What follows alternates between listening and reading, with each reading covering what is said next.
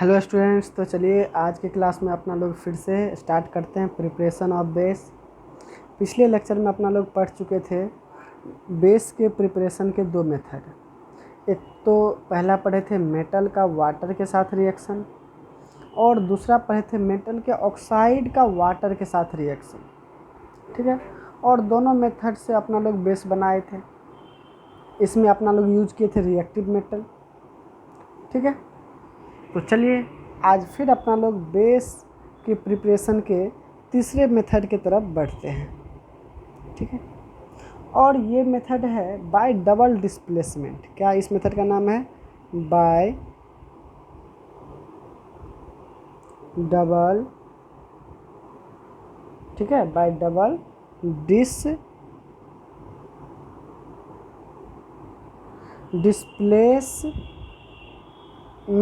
ठीक है, bye double displacement. तो अब देखिए, डबल डिस्प्लेसमेंट रिएक्शन तो आप पढ़े होंगे। आपको याद है जब अपना लोग केमिकल रिएक्शन चैप्टर स्टार्ट किए थे तो उस चैप्टर में डबल डिस्प्लेसमेंट रिएक्शन के बारे में पढ़े थे कि डबल डिस्प्लेसमेंट रिएक्शन क्या होता है। तो चलिए पहले आपको डबल डिस्प्लेसमेंट एक बार फिर से समझा देते हैं। जैसे मान लीजिए ए बी है, ठीक है, और इधर सी डी है। तो ध्यान दीजिएगा ये रिएक्शन कैसे होता है। अगर डबल डिस्प्लेसमेंट का बात करें तो ये भी मान लीजिए वाटर में है, इसका भी एक्वस सॉल्यूशन है और इसका भी एक्वस सॉल्यूशन है। तो आप जानते हैं कि वाटर में जब होगा तो ये आयन में टूट जाएगा। ए मान लीजिए कि ए प्लस में और बी माइनस में टूट गया है, ऐसा आप मान लीजिए। और यहाँ पे आप ये मान लीजिए कि यहाँ पर जो सी डी है तो सी प्लस में और डी माइनस में टूट गया, ऐसा आप मान लीजिए। ठीक है, थोड़ा देर के लिए। तो क्या होगा यहाँ पे? तो ये प्लस वाला इस माइनस वाला के साथ जाएगा और ये प्लस वाला इस माइनस वाला के साथ जाएगा। ठीक है, तो क्या बन जाएगा यहाँ पर? बन जाएगा, अगर ए के साथ लिखे तो डी को लिखेंगे और साथ ही साथ सी और बी लिखेंगे। क्या लिखेंगे? सी और बी। आप जानते हैं कि सबसे पहले कैटायन को लिखा जाता है, जिस पे प्लस चार्ज होता है उसको पहले लिखा जाता है। देखिए ए पे प्लस है तो ए को पहले लिखे हैं, इधर सी पे प्लस है तो सी को पहले लिखे हैं। ए के साथ कौन गया है? डी गया है। सी के साथ कौन गया है? बी गया है। तो इसी टाइप के रिएक्शन को बोलते हैं डबल डिस्प्लेसमेंट रिएक्शन। ठीक है, तो इसका बहुत सारा एग्जाम्पल है, तो वो सब एग्जाम्पल भी अपना लोग इसका देखेंगे इस चैप्टर में भी। अभी खैर जो एग्जाम्पल देखें उस पर आप ध्यान दीजिएगा। तो इस मेथड से अपना लोग बेस का प्रिपरेशन कैसे करेंगे, तो ध्यान दीजिएगा। इसके लिए हम क्या करते हैं, बेस को अपना लोग रिएक्ट करवाते हैं सॉल्ट से। बेस का प्रिपरेशन करना है, लेकिन ऐसा भी तो हो सकता है ना एक बेस से दूसरा बेस बना लें। तो इसमें अपना लोग बेस का रिएक्शन करवाते हैं सॉल्ट से। ठीक है, तो देखिए कैसे करवाते हैं, ध्यान दीजिएगा। अगर इसमें अपना लोग लिखने का बारी आए तो क्या लिखेंगे? इसमें लिखेंगे, ध्यान दीजिएगा, कि बेसिस व्हेन रिएक्ट विथ, क्या लिखेंगे? Basis when react with aqueous solution of salts। ठीक है, aqueous solution of salt। तो क्या होता है यहाँ पर? होता है क्या है, ध्यान दीजिएगा, METALLIC, मेटेलिक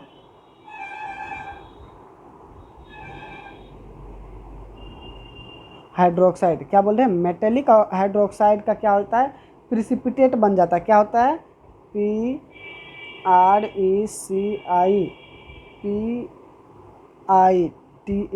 प्रिसिपिटेट क्या होता है?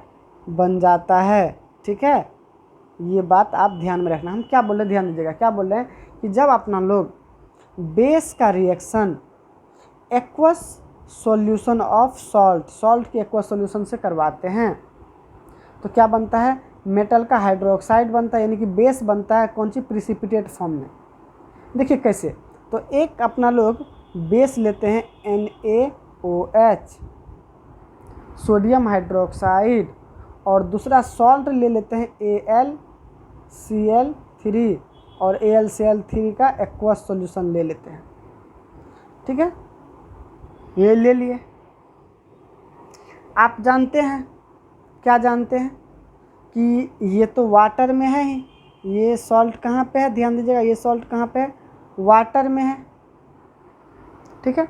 और तो वाटर में है तो ये किस फॉर्म में होगा बताइए, ये किस फॉर्म में होगा, ये होगा Al/3+ होता है ना, आपको याद है क्या, Al/3+ होता है, अच्छा ये याद है आपको, चलिए। और Cl/1- होता है, तो ये आयन के फॉर्म में रहेगा। भाई सॉल्ट है और सॉल्ट वाटर में रहेगा तो आयन के फॉर्म में रहेगा। और आप क्या कर रहे हो, इस बेस को भी इसमें डाल रहे हो ना, तो ये बेस भी कहाँ चल गया, वाटर में चल गया, तो ये बेस भी क्या होगा, आयन में टूट जाएगा। तो किससे आयन में टूटेगा, Na+ और OH- में ये टूट जाएगा। इतना तो आपको क्लियर है। ये जैसे ही इसमें टूटेगा तो ये प्लस वाला पार्ट चल जाएगा माइनस वाला के साथ, और ये माइनस प्लस वाला पार्ट इस माइनस वाला के साथ, तो ये क्या बन जाएगा, NaCl बन जाएगा। और साथ ही साथ क्या बन जाएगा, Al, और Al पर 3+ है तो हमको 3- चाहिए, क्या बन जाएगा, OH3। ये बना प्रोडक्ट। चलिए एक और बात बताते हैं, यहाँ पर ये तो पानी में रहता है, ठीक है, मतलब ये दोनों पानी में है, लेकिन ये पानी में घुल जाता है, क्या होता है, डिजॉल्व हो जाता है। तो डिजॉल्व हो जाता है मतलब आयन में टूट जाता है, तो ये तो पानी में क्या होता है, डिजॉल्व हो जाता है। और ये जो होता है पानी में डिजॉल्व नहीं होता, ये नीचे में बैठ जाता है, एकदम पेंदी में, कंटेनर के पेंदी में बैठ जाता है। जैसे मान लीजिए ये अपना कंटेनर है,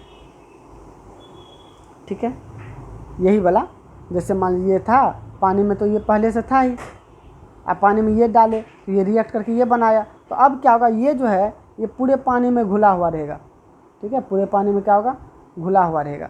लेकिन वहीं पर बात करें इसका, AlOH3 का, तो ये क्या होगा, नीचे में बैठ जाएगा, नीचे में क्या होगा, नीचे में जमा हो जाएगा, पानी के कंटेनर के नीचे में, पेंदी में, बॉटम में जमा हो जाएगा, ठीक है। इसमें क्या है, ये क्या है, ये आपका क्या है, एक्वस सॉल्यूशन ऑफ NaCl। और ये जो पेंदी में है ये वाला पार्ट, ये वाला क्या है, ये है आपका AlOH3, समझे। तो यही बोलते हैं प्रिसिपिटेट। तो बना ना, देखिए एक बेस से दूसरा बेस अपना लोग बना लिए, तो ये रिएक्शन आपको क्लियर हो गया।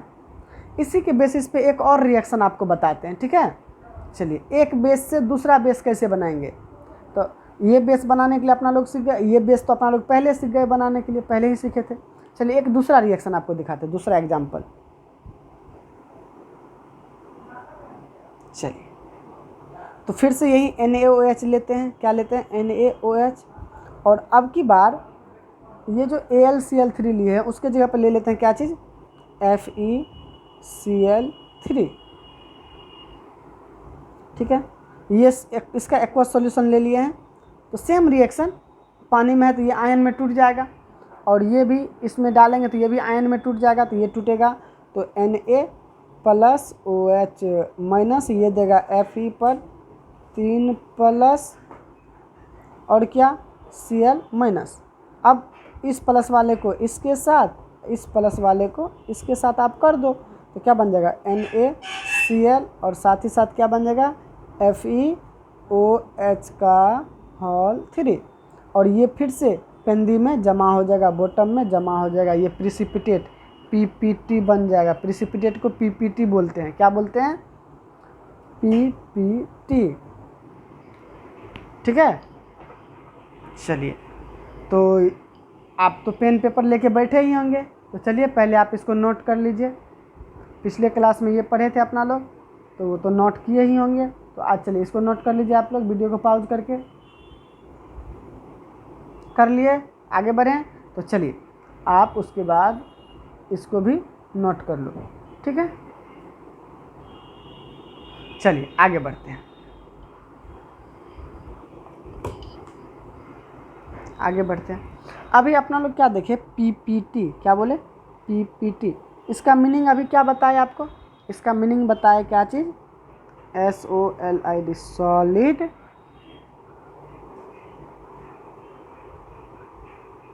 इनसोल्यूबल सब्सटेंस, ठीक है। और सॉलिड इनसोल्यूबल सब्सटेंस कौन कौन है? तो पहला है AlOH का होल 3, दूसरा है FeOH का होल 3। ठीक है, तो यहाँ पर अभी आप ये दोनों याद रखो। जैसे ही आगे बढ़ेंगे तो और भी अपना लोग को एग्जाम्पल पता चलेगा। तो ये सब PPT बनाता है, मतलब ये सब वाटर इनसोल्यूबल है। क्या ये सब क्या है? वाटर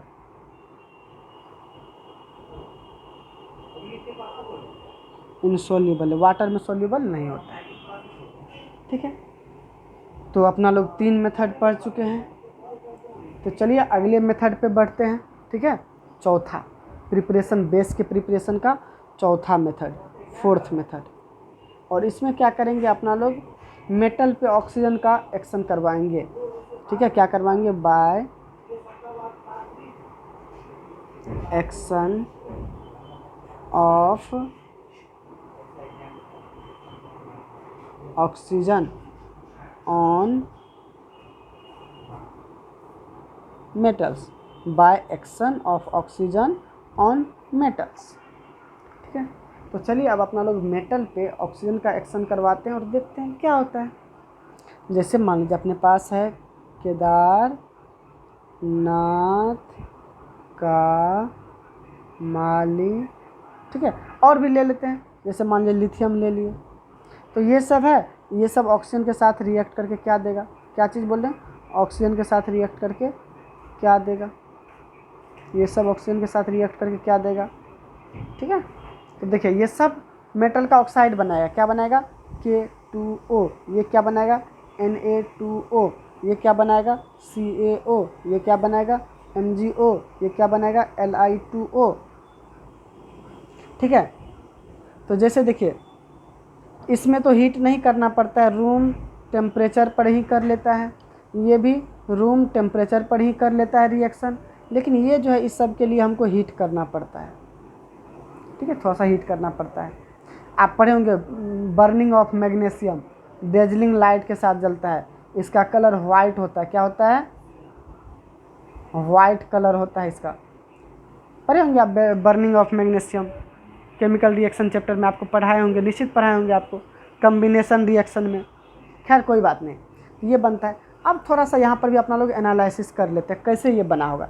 तो आप जानते हो कि ये जो यहाँ पर है K+O2 का रिएक्शन, एक बार फिर से एनालिसिस कर लेते हैं। तो आप जानते हो कि K जो है K+ में मिलता है, ऑक्सीजन जो है O- में मिलता है।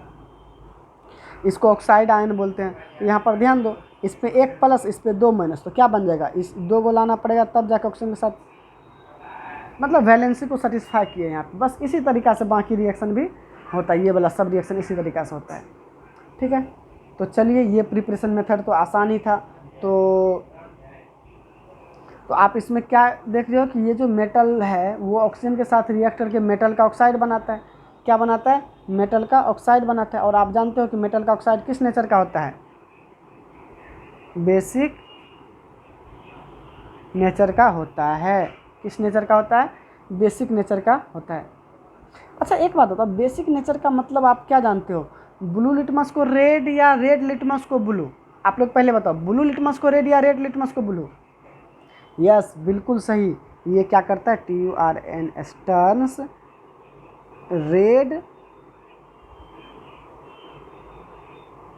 To blue. ये रेड लिटमस को ब्लू में कन्वर्ट करता है। और एसिड जो है वो ब्लू लिटमस को रेड में कन्वर्ट करता है। तो खैर अपना लोग प्रिपरेशन का ये 4 मेथड पढ़े हैं। ठीक है, चलिए और भी मेथड है। जैसे एक आपको याद है ये वाला, मेटल का कार्बोनेट का हीटिंग करके भी अपना लोग मेटल का ऑक्साइड बनाते थे। मेटल के बाइकार्बोनेट के हीटिंग से भी अपना लोग मेटल का ऑक्साइड बनाते थे। ठीक है, तो वो मेथड अपना लोग अब पढ़ेंगे। ठीक है, तो बस स्टार्ट करते हैं 5वां प्रिपरेशन का मेथड। ठीक है, तो क्या लिखेंगे? By decomposition of salt. क्या लिखेंगे? बाय DACOM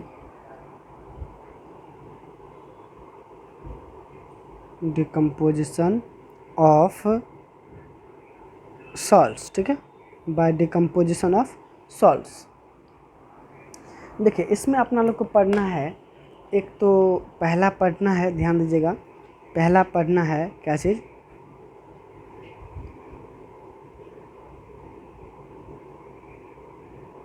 डिकम्पोजिशन ऑफ, ठीक है, metals carbonate, decomposition of metal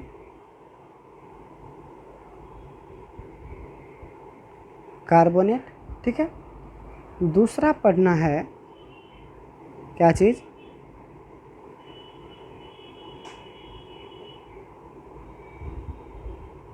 decomposition of metal by carbonate, ये दोनों पढ़ना है। तो इन दोनों को समझने से पहले अपना लोग ये समझते हैं कि मेटल का कार्बोनेट क्या होता है और मेटल का बाइकार्बोनेट क्या होता है, और फिर अपना लोग को ये चीज़ समझने में, ये रिएक्शन समझने में, डिकम्पोजिशन समझने में आसानी होगी, ठीक है। तो पहला समझते हैं मेटल का कार्बोनेट, ठीक ना। चलिए तो स्टार्ट हो जाइए आप लोग मेटल का कार्बोनेट समझने के लिए। चलिए पहला मेटल का कार्बोनेट, मेटल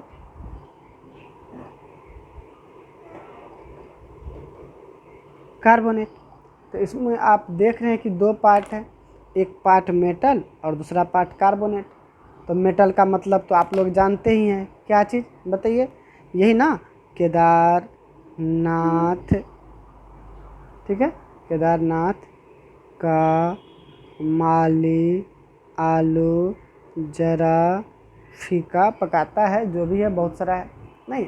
चलिए अच्छा, कार्बोनेट का मीनिंग अपना लोग क्या समझते हैं, ये जो कार्बोनेट है इसका मीनिंग क्या समझते हो, CO3 पर 2 माइनस। कार्बोनेट किसको बोलते हैं, CO3 पर 2 माइनस, ठीक है। इसका मतलब अगर हम बात करें तो मेटल कार्बोनेट कैसे बनेगा, तो इस मेटल और इस CO3 माइनस माइनस से, ठीक है। अच्छा यहाँ पे आप इसको इसका वैलेंसी सब आपको पता है, जैसे मान लीजिए आपसे हम पूछ दिए पोटासियम का वैलेंस है तो आप क्या बोलोगे, इस पर 1 प्लस होता है।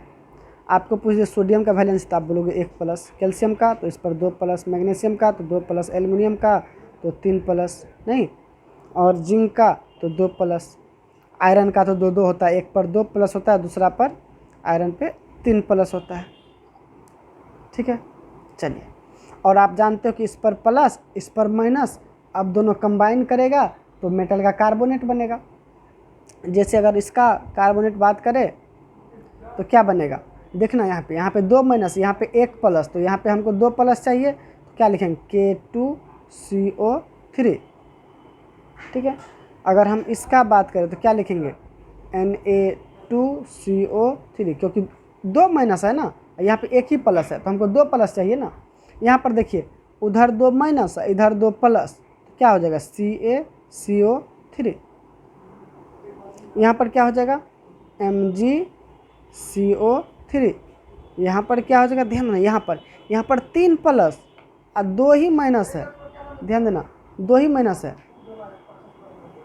ठीक है, लेकिन प्लस कितना है, इधर 3 प्लस है, तो क्या हो जाएगा, ध्यान देना क्या हो जाएगा Al2 CO3 का होल 3 हो जाएगा। अच्छा कैसे हुआ ये तो नहीं समझ में आया, चलिए नहीं समझ में आया तो यहाँ पर समझिए, जैसे एल्यूमिनियम है इस पर 3 प्लस है, CO3 है इस पर 2 माइनस है, ठीक है। तो हम इसको ऐसे लिख सकते हैं, एल्यूमिनियम के नीचे में 3 और CO3 के नीचे में 2, ये इधर तो क्या हो गया Al कितना 2 और CO3 कितना, इसके ये 3, तो देखिए बन गया ना, ये सिंपल है, ये आप करके ऐसा करके आप कहीं पर भी इसका यूज कर सकते हैं, ठीक है। जैसे मान लीजिए जिंक है तो आप अब सीख चुके हैं, जिंक है तो क्या होगा ZnCO3, ये जो है ये सब क्या है, मेटल का कार्बोनेट, ऑल्स आर क्या है, मेटल्स कार्बोनेट। तो मेटल कार्बोनेट है तो अपना लोग को अब इसी का हीटिंग करवाना है, क्या करवाना है, इसी का हीटिंग करवाना है। जैसे ध्यान दीजिए पहला जैसे मान लीजिए ध्यान दीजिए, और भी हो सकता है ना, जैसे मान लीजिए Li2CO3 इसका हीटिंग करवाएंगे तब डिकम्पोज होता है, हीट करने पर डिकम्पोज होता है। या मान लीजिए Na2CO3 इसका हीट करवा देंगे, इसको हीट करवा देंगे। या K2CO3 इसको हीट करवा देंगे। सब क्या है, मेटल का कार्बोनेट, और मेटल के कार्बोनेट को हीट करते तो वो डिकम्पोज होता है, ठीक है, तो इसको हीट करवाएंगे। या फिर मान लीजिए ये ध्यान दीजिएगा BaCO3 इसको हीट करवाएंगे। या MgCO3 इसको हीट करवाएंगे। सब मेटल कार्बोनेट है। CaCO3 इसको हीट करवाएंगे, ठीक है। या मान लीजिए Zn, ठीक है, CO3 इसको हीट करेंगे, ठीक है। या और भी अगर आपको लेना है, जैसे मान लीजिए CuCO3 ले लिए, इसको हीट कर दिए, ठीक है। तो अब देखिए क्या होता है, ध्यान दीजिएगा, हीट करते हैं तो ध्यान दीजिएगा, जैसे ये है कॉपर है, कॉपर का, तो इसको हीट करेंगे तो हमको क्या मिलेगा, कॉपर का oxide plus carbon dioxide. Zinc का कार्बोनेट है ना, तो क्या मिलेगा, ZnO प्लस कार्बन डाइऑक्साइड, ठीक है। कैल्शियम का कार्बोनेट है तो CaO प्लस CO2। और आप जानते हैं ये रिएक्शन तो एकदम फेमस है, आप शायद पहले से भी ये रिएक्शन जानते होंगे कि कैल्शियम कार्बोनेट को हीट करते हैं तो कैल्शियम का ऑक्साइड और कार्बन डाइऑक्साइड मिलता है। ये आप पहले से भी जानते होंगे, ये रिएक्शन तो एकदम फेमस है, फेमस रिएक्शन है ये, ठीक है। चलिए बाकी पे आते हैं, बाकी रिएक्शन पे आते हैं। जैसे मान लीजिए यहाँ पे आप ध्यान दीजिएगा, जैसे मान लीजिए मैग्नीशियम का कार्बोनेट है तो क्या मिलेगा, MgO प्लस CO2। ये है तो क्या मिलेगा, BaO प्लस CO2। अच्छा ये है बेरियम कार्बोनेट, Ba किसका सिंबल है, बेरियम का, तो बेरियम कार्बोनेट या यहाँ पे बेरियम ऑक्साइड, जैसे ये है। अब ध्यान दीजिएगा यहाँ पर जो ये है, ये तीनों रिएक्शन नहीं होता है, ठीक है। क्या बोल रहे हैं, ये तीनों डिकम्पोज नहीं होता है, do not decompose, do not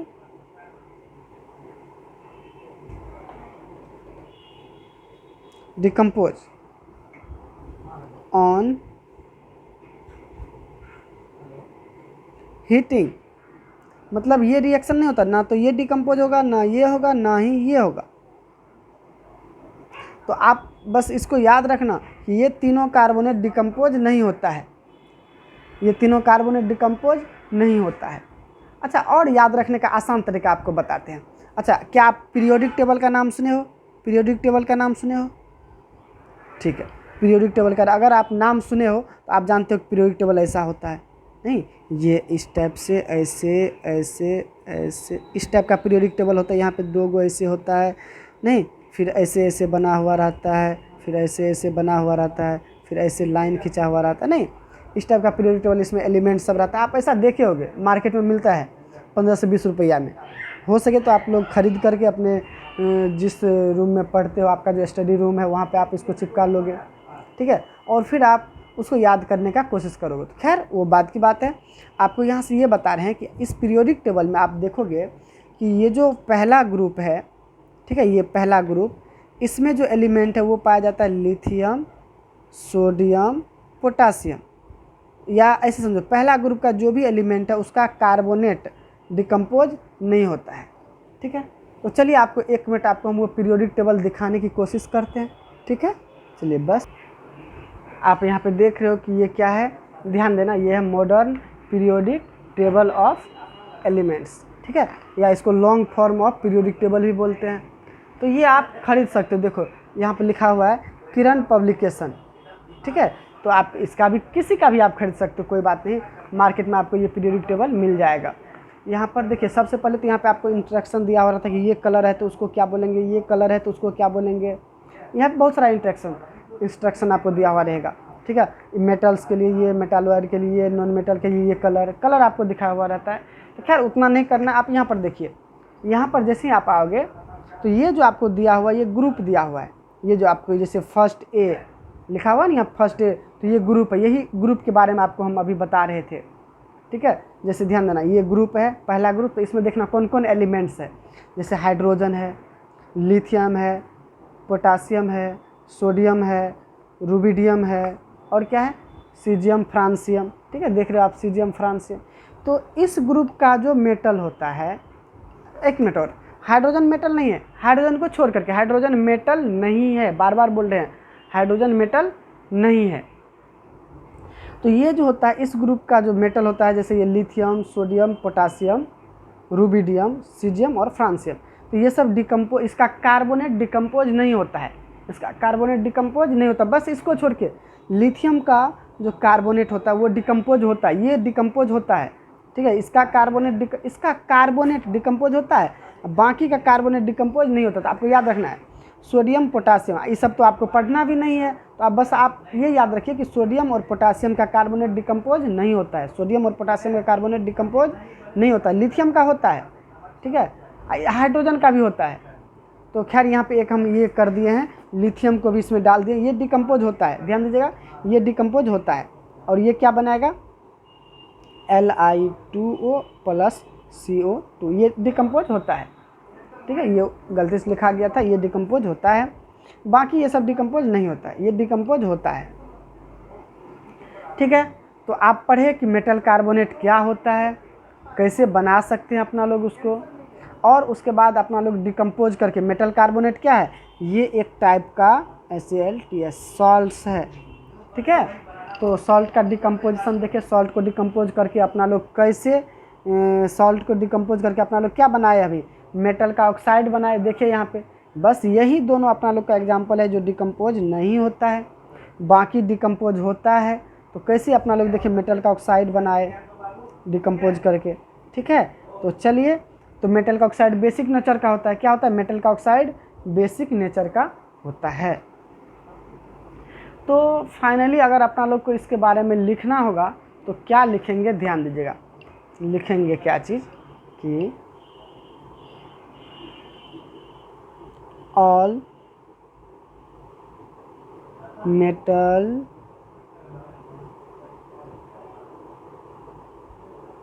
carbonate, all metals carbonate decomposes, DECOMPOSES, decomposes on heating to form क्या चीज़ बताइए, मेटल ऑक्साइड। ठीक है, एंड कार्बन डाई ऑक्साइड। ठीक है, कार्बन डाइऑक्साइड एक्सेप्ट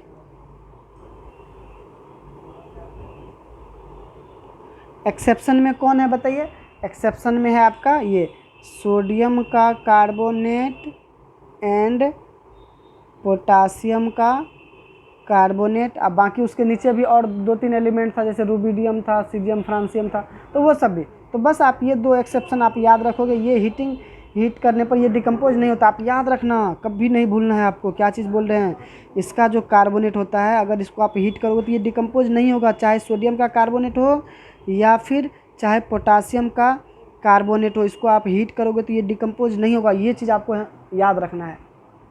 ठीक है, इसी मतलब पहला ग्रुप का एलिमेंट है, ये क्या है, सोडियम एंड पोटासियम जो है ये क्या है, फर्स्ट ग्रुप